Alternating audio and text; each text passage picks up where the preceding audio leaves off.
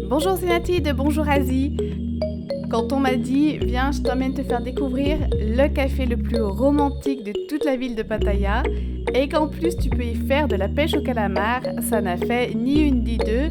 Nous étions déjà en route pour le café flottant de Tapia pour ma plus belle soirée détente du voyage. Si vous êtes sur la ville de Pattaya ou que vous y projetez quelques jours de vacances, il faut absolument que je vous partage l'adresse. Alors c'est parti!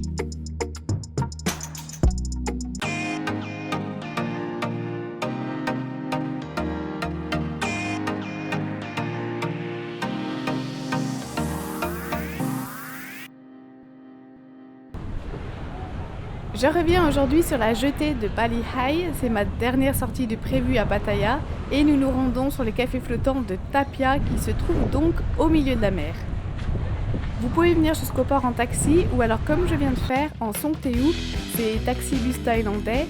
Moi je viens du nord de la plage de Pattaya donc j'ai longé toute la plage en Songteu et j'en ai pris un autre pour traverser la célèbre Walking Street. Un trajet en Songteu ne coûte que 10 bahts par personne donc 20 bahts pour se rendre jusqu'au port.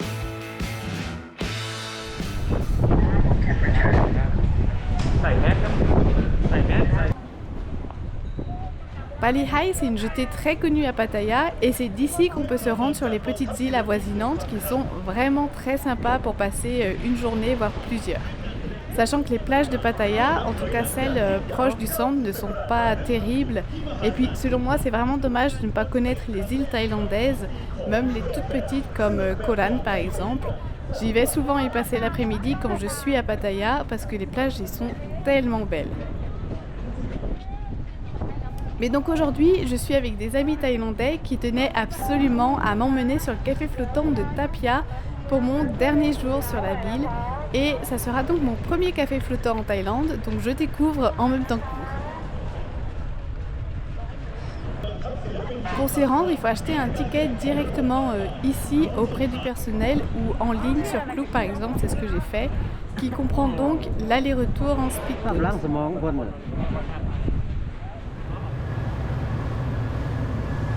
L'aventure commence dès que vous montez dans le bateau. Le conducteur nous a dit qu'il y en avait à peine pour 10 minutes, mais heureusement parce que c'est limite les montagnes russes. Si vous aimez les sensations fortes, vous allez vous régaler. Si ce n'est pas le cas, eh bien vous êtes comme moi, vous n'avez qu'à bien vous accrocher.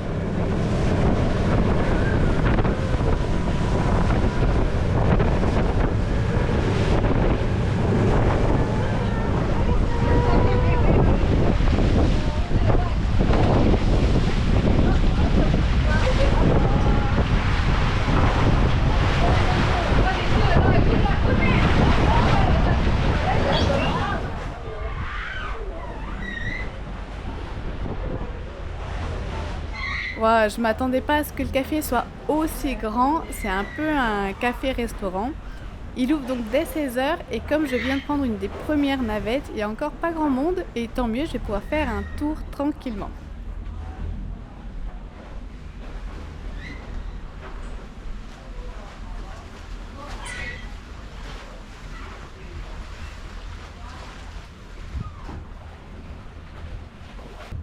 Le plus de ce café par rapport à un autre café flottant classique, c'est qu'il propose de faire de la pêche au calamar.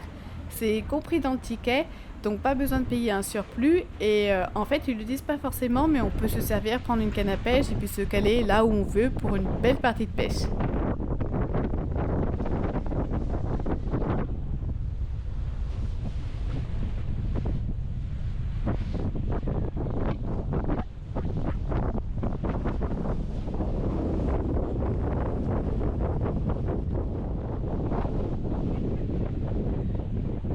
L'autre côté du café, c'est le côté carrément cosy avec les coussins au sol.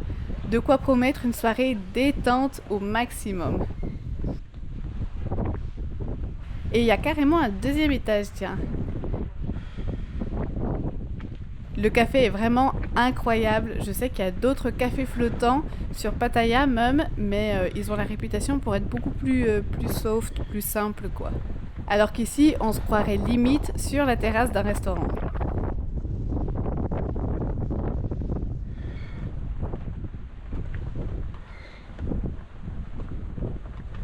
Ça me fait penser que je voulais quand même vous expliquer quelque chose, c'est que le port de Bali High, il est connu, mais avant de s'y rendre, c'est important d'être bien renseigné et de savoir où vous allez et comment vous y allez, parce qu'on ne trouve pas de renseignements sur place.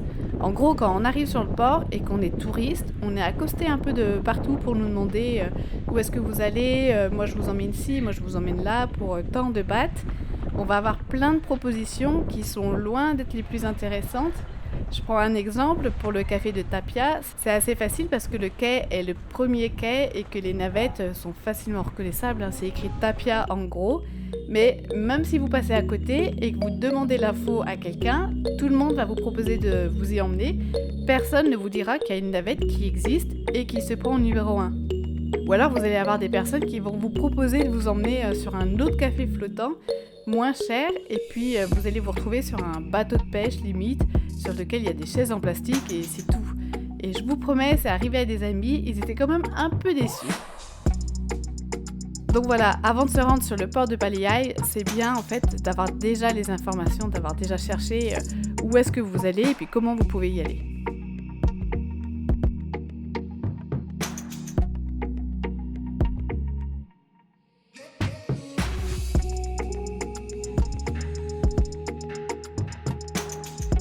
Donc la vraie raison pourquoi les copains ont insisté à venir dès 16h, c'est pour pouvoir choisir la meilleure place du café, la plus convoitée, incontestablement devant les filets au-dessus de l'eau.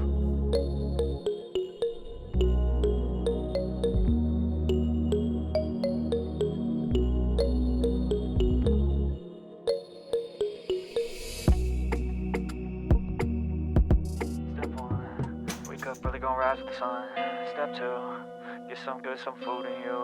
Step 3, think real hard about what you wanna be. Step 4, everybody just do your thing. Wake up, today's gonna be a good day. Wake up, today's gonna be a good day. Wake up, today's gonna be a good day.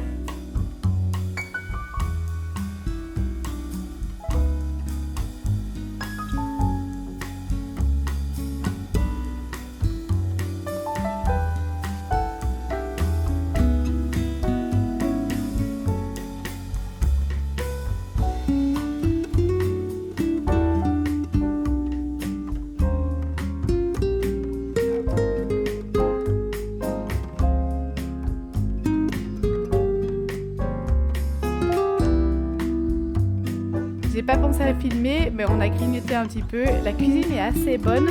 C'est un peu plus cher que la normale. Forcément, le cadre est inclus dans le prix, mais ça reste quand même très correct.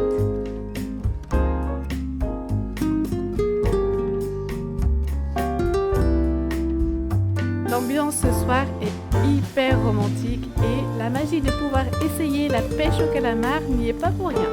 Surtout que les cuisiniers vous servent les calamars pêchés, grillés ou en sashimi. Après, c'est ça qui est marrant, mais c'est tellement difficile d'en attraper un que quand ça arrive, la personne se fait applaudir par tout le café. Les gamins à côté de moi ont réussi à attraper un crabe assez gros tout à l'heure, mais je crois qu'en cuisine, ils n'ont pas accepté de leur faire. Dommage.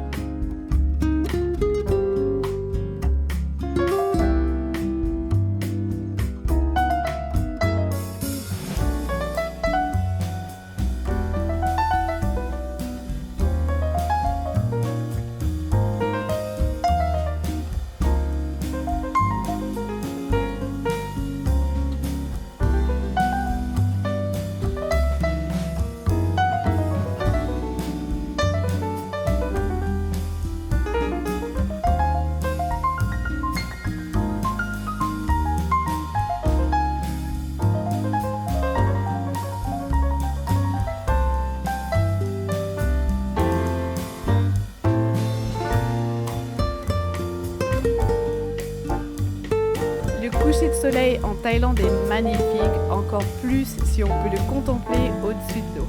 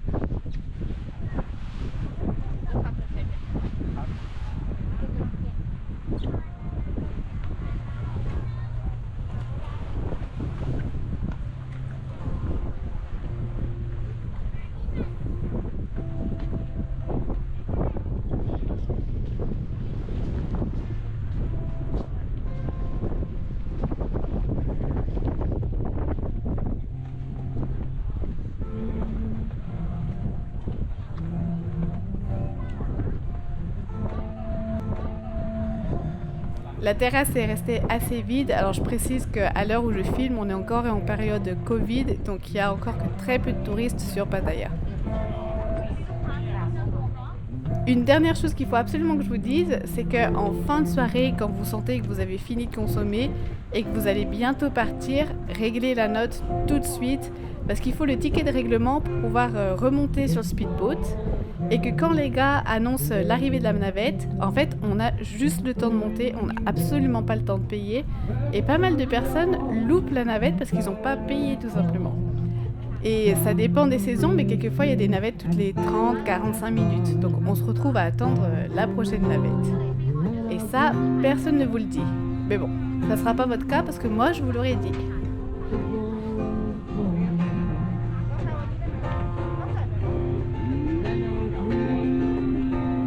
Voilà, vous connaîtrez maintenant la meilleure adresse pour la soirée la plus chill et la plus romantique possible sur Pattaya.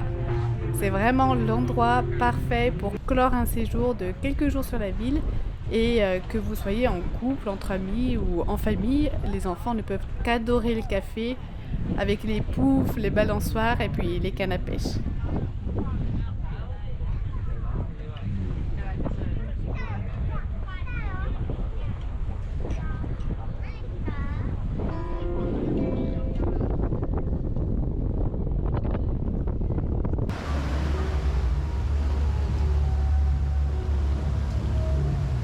Après, si vous-même avez d'autres adresses dans le genre, partagez-les dans les commentaires, je suis toujours très preneuse pour essayer un nouvel endroit. En vous souhaitant de bonnes futures vacances à Pattaya, je vous dis à bientôt. Bye!